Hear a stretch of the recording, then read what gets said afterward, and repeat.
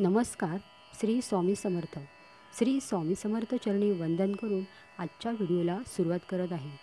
आज आपण जाणून घेणार आहोत विशिष्ट देवतांसाठी विशिष्ट संख्येने स्तोत्र म्हणत अभिषेक कसा केला जातो किंवा कोणत्या प्रकारे अभिषेक केला जातो. श्री गणपती बाप्पाला अथर्व शीर्षाचे 21 वेळा पठण करत तसेच दुधाची सतत धार धरल्यास अभिषेकाचे पठण केले जाते. ह्यावेळी 21 वेळा अथर्व शीर्षाचे पठण केल्यास एकादशनी असे म्हणतात. तर 1000 वेळा अथर्व शीर्षाचे पठण करून श्री गणेशाला अभिषेक केल्यास त्यास सहस्रावर्तन असे म्हटले जाते. गणपती मंदिरात एकादशनी, संकष्टी चतुर्थी तसेच माघी गणेश जयंती अथवा भाद्रपद गणेशोत्सवाच्या वेळी घरोघरी असे अभिषेक श्री गणेशावरती केले जातात. त्यामुळे आपल्यावरती श्री गणेशाची कृपा मिळते. तसे देवीसाठी श्री सूक्ताचे 16 वेळा पठण करत अभिषेक केला जातो. शक्यतो देवीवर श्री सूक्ताने नवरात्रामध्ये अभिषेक केले जातात. तसेच विष्णू भगवानांसाठी म्हणजेच श्रीकृष्णासाठी पवमान पंचसूक्त किंवा पुरुष सूक्त तसेच विष्णू सहस्रनामाचे पठण करत अभिषेक केला जातो. खास करून हा पवमानाचा अभिषेक गोकुळाष्टमीला कृष्ण जन्माची पूजा अवश्य करावा.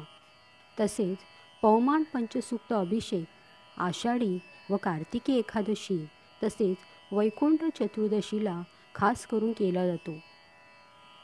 हा पवमान पंचसूक्त अभिषेक तसेच विष्णू सहस्रनामाचा अभिषेक या स्तोत्राचे पठण करून श्री भगवान विष्णू, लक्ष्मीकांत, लक्ष्मीकेशव यांच्यावर केला जातो.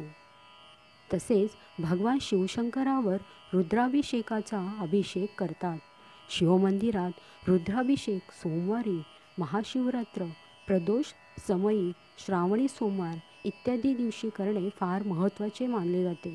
भगवान शिवशंकरावर अभिषेक करताना शिवपिंडीवर सतत दुधाची धार किंवा पाण्याची धार धरल्यास त्यावेळी रुद्रसूक्ताचे पठण करत अभिषेक करणे फार महत्त्वाचे मानले जाते. शिवपिंडीवर रुद्रसूक्ताचे पठण करताना 11 आवर्तने करणे म्हणजे रुद्र एकादशनी अभिषेक असे म्हटले जाते. हा अभिषेक मंदिरात अथवा घरी देखील ब्राह्मणाच्या द्वारे किंवा आपण स्वतः करणे फार महत्त्वाचे असते. त्यामुळे त्यानुसार विशिष्ट देवतांचे विशिष्ट स्तोत्र पठण करत अभिषेक केल्यास त्यांचे कृपा आशीर्वाद किंवा आपल्यावरती त्यांची कृपा राहते.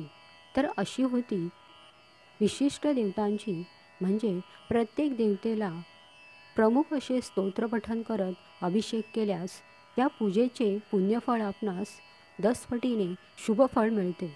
श्री स्वामी समर्थ.